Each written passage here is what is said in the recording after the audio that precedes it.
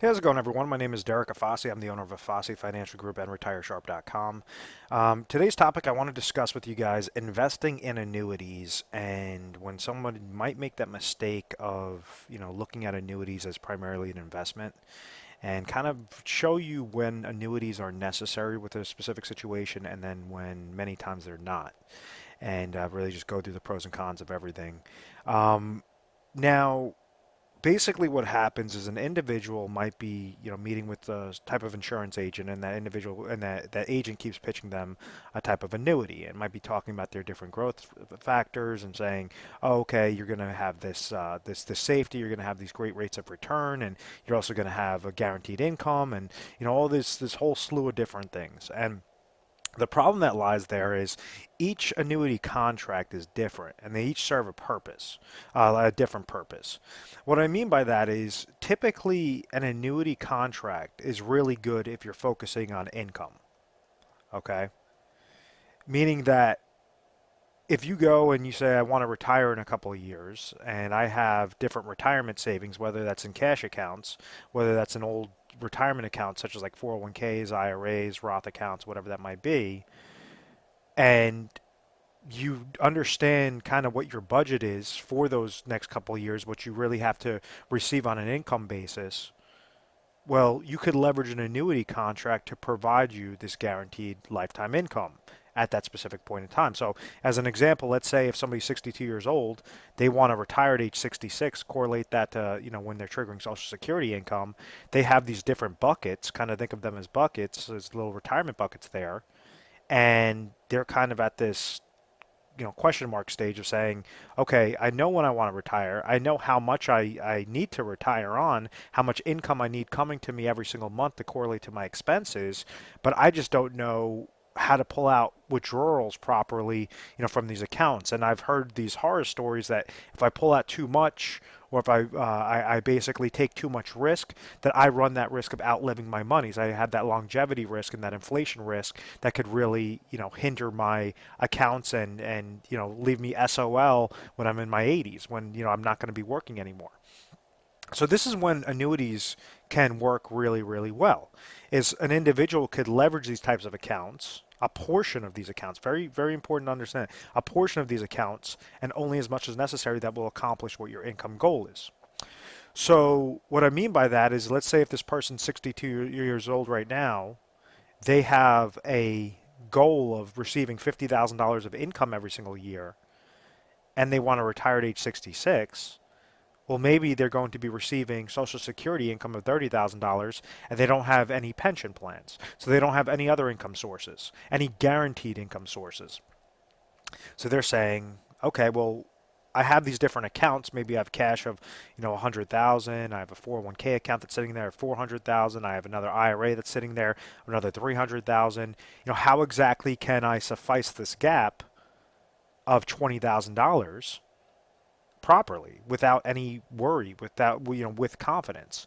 And that's when you could leverage different annuities, and especially after 2008, I recommend the annuities with income riders because it allows you to still have control of your account, still have consistent growth into your account, and then leverage the income rider for your guaranteed lifetime income, as opposed to old-fashioned annuities where you were susceptible to your annuitization and surrendering all your money to those insurance companies that were offering those annuity contracts. So in this example, let's say if they have all these different portions of assets, and they decide, okay, I want to really target in on my 401k and use my 401k monies to leverage for that retirement goal. Well, we understand that the gap is 20,000. You're going to be receiving 30,000 at age 66. You have a gap of 20,000. So therefore, your annuity problem can be solved with trying to figure out what would be the best contract for an individual age 62 looking for a 4-year deferral that needs to trigger $20,000 of income. So out of these monies, you could use a couple of these accounts, or it might only take one account to do so. Let's say if we're using the 401k account as an example, maybe it's going to require $300,000 to be placed into an annuity contract that will trigger lifetime income at that point in time in those 4 years. So what we did right there was we solved the income goal. Most important thing in retirement is making sure that you have sufficient amounts of income coming to you on a guaranteed lifetime income basis. Guaranteed lifetime income meaning either on you, you and your spouse, whatever would apply to your specific situation. So in this scenario, this individual had $800,000 of retirement assets. And what we're saying is if you leverage 300,000, and this is just a hypothetical example, this $300,000 with the best contract will provide $20,000 of income for the rest of this person's life, for the rest of this person's situation. With that being said, now they have, because they only leveraged 300,000 out of their 800, now they have emergency funds, sufficient amounts of emergency funds. They have $500,000 that they could now leverage, take a portion of that, use, and rule of thumb is about 6 to 12 months of whatever your expenses are in a given year. So let's just call it, 50,000, or let's just say 100,000 could be placed into emergency funds, meaning very liquid cash, something in, whether that's checking, savings, money market accounts, whatever the case may be. In case there's ever an emergency, they could dip into these monies. And then out of that situation, now you have $400,000 that you could invest it. And this is where the inflationary goal comes in. You can either try to grow these monies and take on that risk of, market risk, of volatility, of inflation risk, trying to really have significant growth because you're not trying to pull out monies. That's what this annuity income was for. That's why you designated any specific portion into annuity contract. Now, the mistake that's made, let me clear up this. The mistake that's made time and time again is you have insurance agents that are selling annuities, and what they try to do is tell you, oh, if you want growth, we could throw you into an annuity. You want great growth, we'll put you in a variable annuity. If you want great income, we're going to throw you into an immediate annuity, or an annuity could solve that. If you want to have deferred income, we could throw you all into an annuity, a deferred annuity, an immediate annuity, whatever that case may be. And what happens is you have these situations where an agent will go to the client and explain to them why it's necessary to take their full nest egg and throw that into an annuity contract. And annuities are like an individual tool in a tool belt. You don't want to use the back of a screwdriver to hammer in a nail. You want to use the best tool to hammer in that nail. You want to use the hammer. And it will it'll make that process a lot easier, a lot more efficient. That's the way you have to look at annuities. Annuities are used for income and for safety. So the situation I just spoke about before was saying whatever this individual's assets are, what's the smallest amount of dollars of that assets that you could place to make sure that your income sources are covered? Let's say if you go into a situation where somebody already has their income sources covered. Somebody's receiving Social Security income, they're receiving pension income, and let's say their goal was $30,000. That's how much they need for expenses, and they're receiving $40,000 of income from just these two sources. Well, then you don't have to place them into an annuity contract for income. You can leverage annuity contracts for safety, meaning like if you understand current bank CDs are paying 1% and you like 5-year bank CDs, well, you could leverage the benefits and the safety of fixed annuity contracts that would be paying 3% for a 5-year for a 5-year contract. So you could leverage that very safe fixed accounts, or you could leverage something known as indexing or index annuities to receive gains when the market goes up, not lose when the markets go down. If you're trying to go with a safe, consistent goal, then typically the best recommendation is to not leverage riders, not leverage income riders, not leverage death benefit riders onto those contracts. Because anytime that you're adding on additional things to these annuity contracts, it's going to come with a cost. If you're trying to get safe, consistent growth with no fees, no downward market losses, no mutual fund related fees, no advisor fees, anything like that, well, then go more on that fixed realm. Don't look at it as an investment of saying, okay, well, I'm going to go and throw my dollars into a variable annuity, and because it has mutual funds and it gives me income and it gives me death benefit, well, that's where you have significant amount of costs that just keep adding up and adding up and adding up. And one of the most important aspects regarding the difference between like a variable annuity with an income rider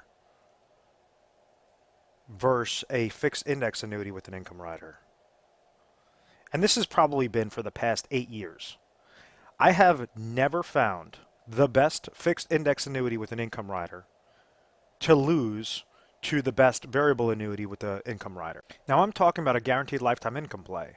So let's say if you're looking for, you looked before at, let's use a year of 2012, October of 2012. You take the best fixed index annuity with an income rider and you say, okay, what's my guaranteed lifetime income payout? That has lost time and time again to the best fixed index annuity with an income rider. You now scale towards February of 2017 when I'm filming this video. The best variable annuity with an income rider loses drastically to the best fixed index annuity with an income rider when you're looking for guaranteed lifetime income. So that example that I just showed you, if we're trying to figure out what's the smallest amount of dollars that we could place into an annuity contract to receive that $20,000 of income, the income riders are definitely necessary because it's allow you to still have control of your accounts, allow you to still leverage the insurance companies to receive lifetime income. God forbid if you pass away, your beneficiaries will still receive whatever's remaining in your account value. So that's the benefits of using an income rider as opposed to just using annuitization, a large benefit as opposed to using annuitization. And then when you're scaling through the top contracts out there, for an income play, the FIA is going to beat out the variable annuity every single time. Now, for a growth play, understand you have higher growth potential because fixed index annuities have cap rates, they have participation rates, they have spread rates.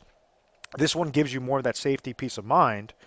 Variable annuities are tied to mutual funds and other variable annuity charges, variable annuity costs that could really hinder that account value or that account performance. If the market goes down, your variable annuity account value is going to go down with it, depending upon how large of a hit the market did take. So when you're looking primarily as an investment, I say you could leverage, if you're looking at a safe, consistent growth goal, go more towards that fixed route, more towards that fixed index route. If you're looking for a pure investment route, I would not recommend a variable annuity. I recommend that if you're looking for an investment, go with an investment. If you're looking for something that has uncapped rate of return, but then could also have uncapped losses, well, then go into actively managed portfolios. Utilize different mutual funds, stocks, bonds, ETFs, all of that. Yes, you're going to fall victim to reverse dollar cost averaging. Don't leverage that off of what you need as your guaranteed income sources. But if you're trying to beat out the pace of inflation and you're not trying to pull from those accounts, why would you try to restrict your money and get hit with many, many fees, much higher fees than what typical variable accounts, investment accounts would allow you to have, by just saying, oh, well, my insurance agent seemed like a really nice guy and he was telling me about all these different features. Yeah, you have to really read between the lines, though. If you're looking for the best income product, I would not recommend an investment type annuity. If you're looking for a safe, consistent growth product, I would not recommend an investment type annuity.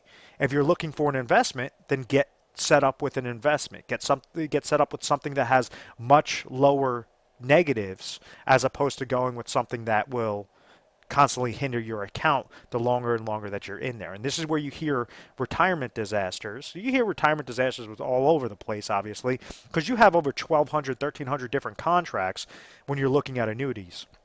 Out of these contracts, you might have a handful, 10 to 20 that are very good for an individual situation, but then you have over 1,200 that are horrible for an individual situation. So the odds are those individuals are going to go into that bad situation if they're not dealing with independent agencies, if they're only dealing with agents and advisors that are not familiarized with the extravagant pros and cons of these types of contracts. There's ways on how you can leverage annuities for a great solution, but it's not a one-size-fits-all solution. You have to make sure that it's going to suit your individual situation. So I really hope I made my point with that. And, that's basically what we do is we try to educate you guys first and foremost. We have a 1-800 number available to you 24 hours a day, 7 days a week.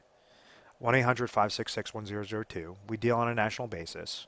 So when calling in, what you can expect is you'll deal with an assistant. You'll tell them your situation. They're going to patch you over to a specialist. That specialist is going to ask you a slew of questions and find out the 30,000-foot view of, what's your situation, what are your goals, what do you want to accomplish. Out of that, can you accomplish your goals by doing what you've been doing, for the last couple of years? Is kind of your ideas going to suit you and really get you to that finish line successfully? If so, well, then we're going to tell you, don't change a thing. You'll get there fine. You're completely, and we'll give you some free educational pieces, free literature, and be on your way. Now, many times individuals have gaps. It's because they're not financial advisors. The average individual is just trying to go to work, get paid, save their money, and hope that their retirement's going to be there. So what we like to do is instruct individuals that your plan could look like a perfect puzzle piece. And you just have to make sure that you're putting the right shapes in place, that you're leveraging your assets the proper way for pure confidence. And when you're looking at the 30,000 foot view and you're not getting caught up in the bells and whistles of a premium bonus or an income rider, 8% roll up or whatever the case may be, those are different marketing ploys that a lot of insurance companies try to dupe individuals into, and that's when you see retirement disaster. So you want to be educated first and foremost. Annuities are great tools to use for the correct situation, and they're horrible tools to use for for a bad situation. So I hope that all of that made sense. At any point in time, give us a call. We're A+ rated on the Better Business Bureau. We've always had very good reviews. We've never had any complaints, and I believe it's because of our methodical process and because of our education. I want to thank you very much for watching this video. I want to thank you very much for subscribing to the YouTube channel. At any point in time, you could visit our website, retiresharp.com, or subscribe so you have access to the most updated videos to Retire Sharp off of YouTube. So thank you so much, guys. I look forward to speaking with you soon.